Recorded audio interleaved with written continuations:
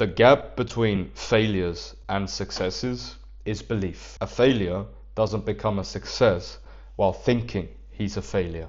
That would violate a few universal laws. A failure that believes he's a failure, behaves like one, collects evidence that he is one, and then slowly becomes one. For that same reason, if you're committed to developing yourself, building real self-confidence is the first hurdle you need to clear. Because how are you going to start a business that frees you from a 9 to 5, be respected by people you want to be respected by, and attract the girls you are most attracted to, not the ones you settle for, without first believing you can? In this video, I'll cover 3 concepts that are needed to unlock full self-confidence. Number 1, what self-confidence actually is. Number 2, how your brain tracks social evidence into spirals. And number 3, how radical authenticity plus aesthetics flip you into an upward spiral. Self-confidence isn't something you can just force, and it isn't something that you can repeat to yourself until the words feel true. If you, to your core, don't buy it, you're running around in circles. It's not going to work. If it did, you'd be able to look up to the sky and make yourself believe it to be green. And if you could do that, you'd have better things to do than waste your time watching this. In reality, self-confidence is a feeling that comes from knowing that you, 1, can handle whatever is in front of you, 2, have a solid enough judgment to bet on, and number 3, have an upward trajectory in life. It's a feeling of positive expectation. You simply expect things to go well. And this positive expectation comes from positive experiences with the world. You have a positive experience with your abilities, you have a positive experience with your judgment, and you have a positive experience handling hard situations without breaking. And so you walk through life with high confidence. These positive experiences cannot be replaced. They are built only with evidence from the real world. And that evidence comes from 2 places. Number 1, what you do, and number 2, how the world responds when you do it. The second one, how the world responds when you do it, tends to weigh the heaviest. Hard reps in the gym, meal plans you stick to, deep work, time blocks you obey, yes, they all get tracked as evidence.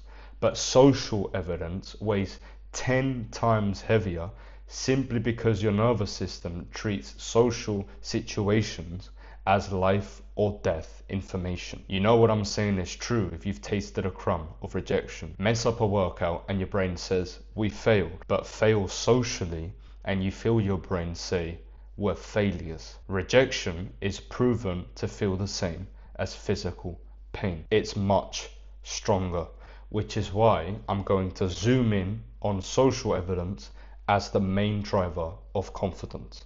Because for your nervous system, a clear moment of respect or attraction hits 10 times harder than skipping a task. The low confidence spiral is what you're probably stuck in if you're watching this, and that's fine. It's what we're trying to fix in this video. But it's a downward spiral that starts when the experiences that your brain tracks are overwhelmingly negative. Once these experiences get tracked as evidence, you and your brain get sucked into the low confidence spiral. Your brain tracks negative experiences as evidence. You hold back, speak softer, or avoid eye contact. People overlook you further.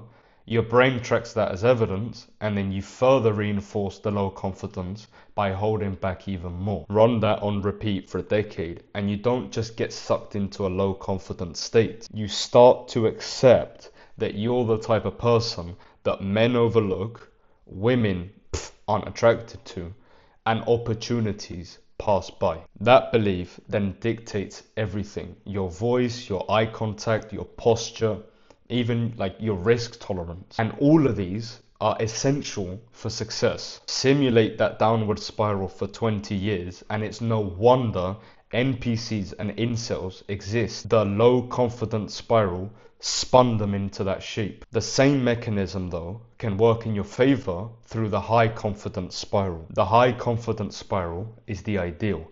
It's an upward spiral that starts when the experiences that your brain tracks are overwhelmingly positive. Once these experiences get tracked as evidence, you step into and get sucked into the high confidence spiral. Your brain tracks positive experiences as evidence. You risk more, speak stronger, and chase eye contact. People gravitate to you further. Your brain tracks that as evidence, and you further reinforce the high confidence by risking even more. Once your confidence is reinforced, you start to trust you and your abilities much more. And once you step into that mindset, it's extremely easy to be successful. Dreaming and planning and fulfilling objectives stops feeling delusional and starts feeling logical. Because you have the belief that it will all work out, you move like everything is supposed to work out.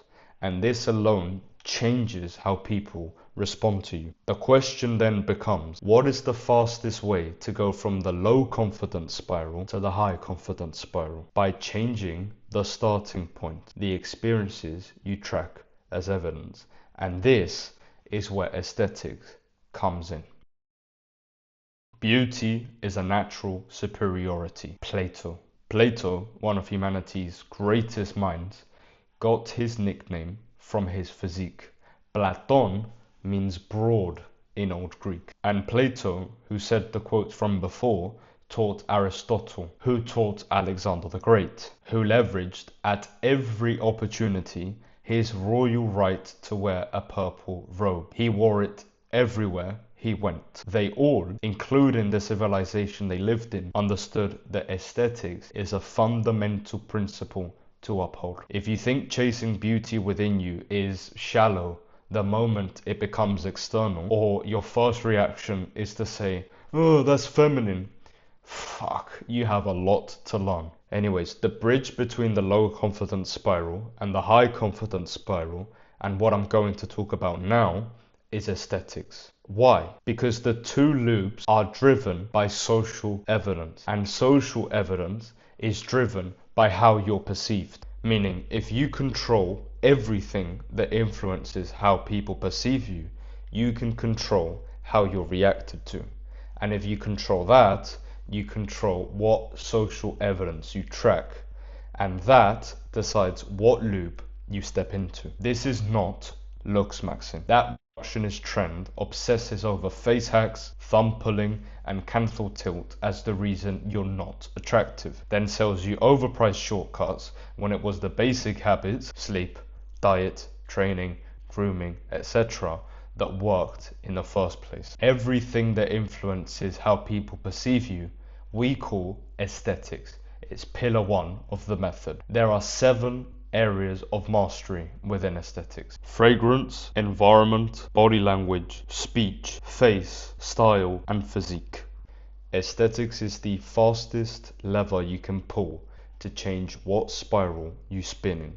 It takes 6 to 12 months to master, and the outsized returns are in the big 3: sleep, diet, and exercise. Nail those 3 consistently and you'll get 80% of all possible aesthetic benefits. Let me know if you want a dedicated video on this though, as this can go very deep. As for the other 20%, feel free to check out the method. It houses our full step-by-step course to mastering pillar 1, aesthetics. It's in the link in the description. Before you go chasing aesthetics though, there's a key concept you need to lock in, because there's a difference between using other people's reactions as data and using other people's reactions as oxygen. You do not want to build a dependency on your aesthetics. And to do this, you need to pair it with something called radical authenticity. Chasing aesthetics without radical authenticity will make you a low confident clown. Chasing authenticity without aesthetics makes you a low confidence guy coping in a corner of a function. You want both. You want radical authenticity and you want aesthetics. Only with both do you get confidence. And you reach this state because you are honest about who you are, and you do want to improve how you look, but you aren't hooked to other people's approval. You use their reactions as data while remaining detached from them. So how do you do this practically? How do you develop radical authenticity? Well, first, you get radically honest about how you look and you stop hiding it. And two, you improve your aesthetics from that place of honesty. That sequence is how you detach from shame while still leveraging your aesthetics. What does this look like in practice? Well, if you're fat, for example, it means stop tugging your t-shirt in order to hide your rolls. If you're short, it means not using those heel lifts that you get in the shoes. And if you have a spot on your face, it means you stop covering it when you're speaking to someone. You enter a season of observing your day-to-day behavior